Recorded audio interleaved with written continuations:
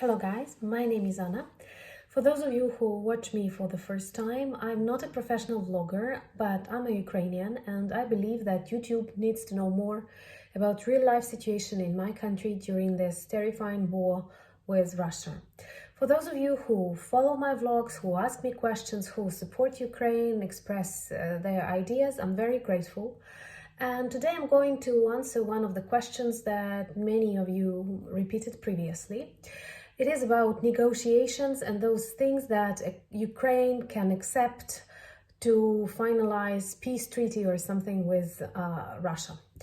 Well, on the news you can read a lot about various demands that Russia puts on Ukraine, and sometimes you can read our position, Ukrainian position, on these requests of Russia. Well, first of all, I would like to start with a quote of one general who fought on the territory of Russia during the Napoleon Wars. And he said, I don't remember his name, that must be a complicated French surname, but he said that the price of the agreement with Russia does not cost the price of the paper on which it was signed. Russians never follow the rules. And any agreement with them is just a temporary stop in a war or something like that. Another thing I would like to say is that it's kind of weird why people like terrorists like Osama bin Laden, when they do something totally illegal, kill thousands of people, they are prosecuted by law of all the countries and they are neutralized or utilized, but people still want to talk with Putin, even though like 141 countries in the United Nations, for example, understood and supported Ukraine by saying everything Putin does on our territory is illegal. So I honestly do not understand why does it work that way. Because he is the head of the state, but what if he is an illegal, totalitarian head of state? Maybe Russia needs some help. So I perhaps will focus on those elements that Russia considers of vital importance, and aspect number one is NATO. Well, the course to join NATO is today written in Ukrainian constitution, and to tell you the truth, not that many people supported the idea of NATO before the start of the war, maybe 60%, maybe less. When the war started, during its first days, I would say like 97% of people supported the idea of Ukraine joining NATO. Today, the number falls because NATO helps us a lot and we are very grateful, but not everything is done the way we expect and the way it should have been done, I guess. But let me clarify. Well, first of all, when Russia attacked us in 2014, that was the first time when they annexed the Crimea and when they put their troops on the territory of Donetsk and Lugansk.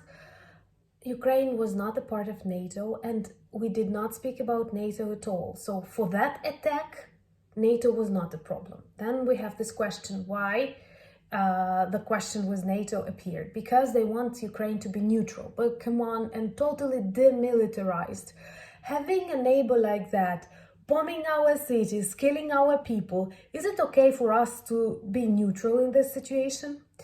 Then NATO supports us, NATO educates us, and NATO to some extent is a synonym of this Western move, and it's especially symbolic for post-Soviet countries, and Ukraine is a post-Soviet country.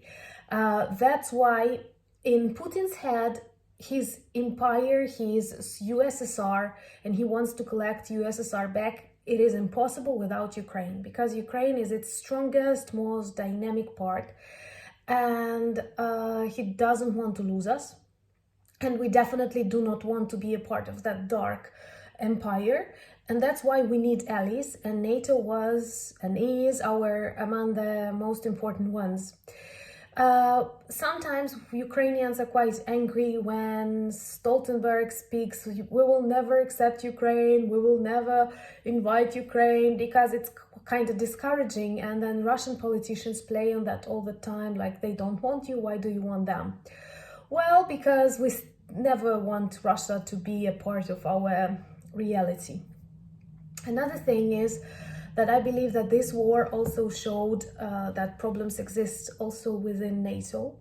And many countries, especially those countries that are under threat by Russian politics, like Poland, like Lithuania, like Latvia, they start thinking a lot, and they want to feel that support, that if something happened, NATO will not start saying like, we will not provoke, because again, I'm saying that all the time, Putin has already started the Third World War in his mind, and nothing will stop him.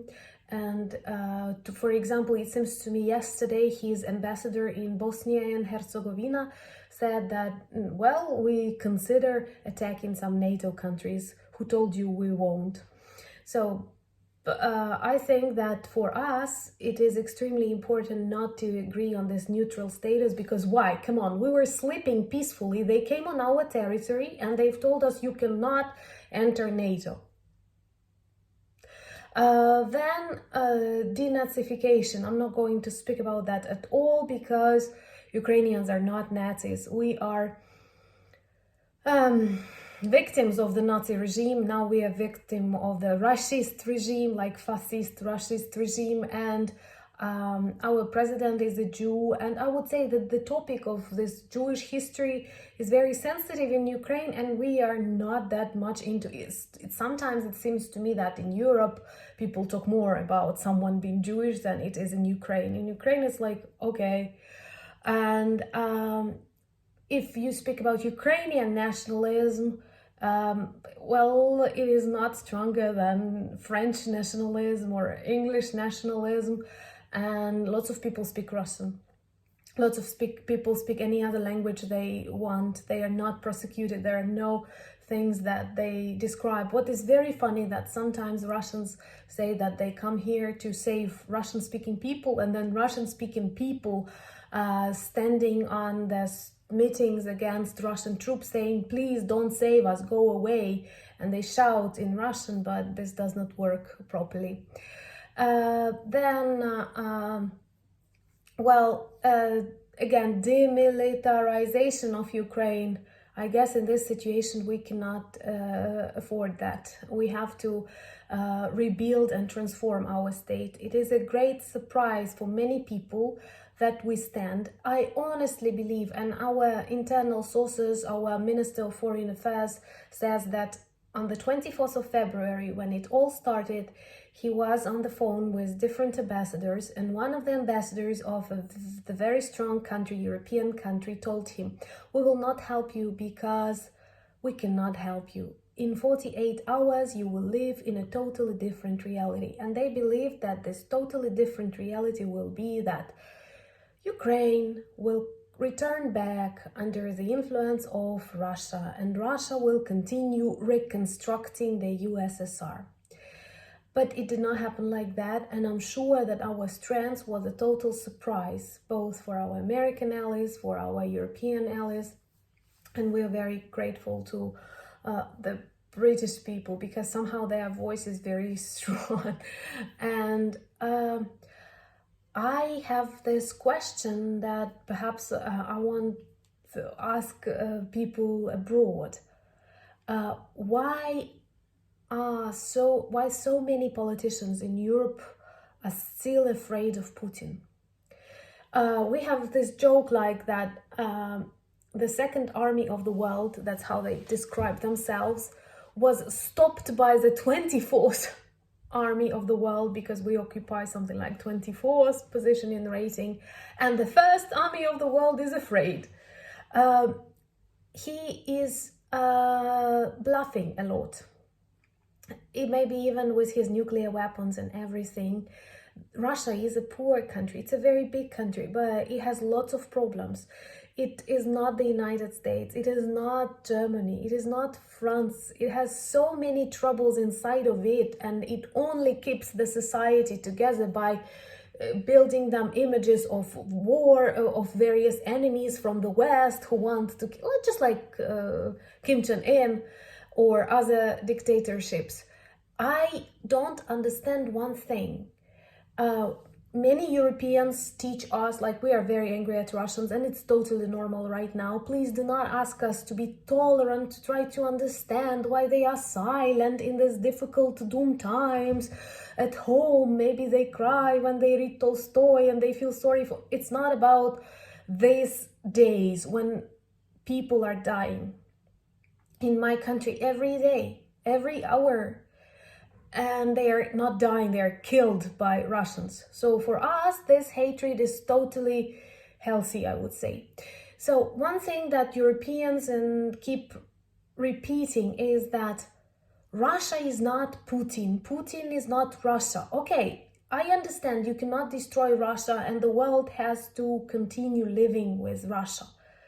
But why do you visualize Putin as something totally immortal, something that will always stay in Russia?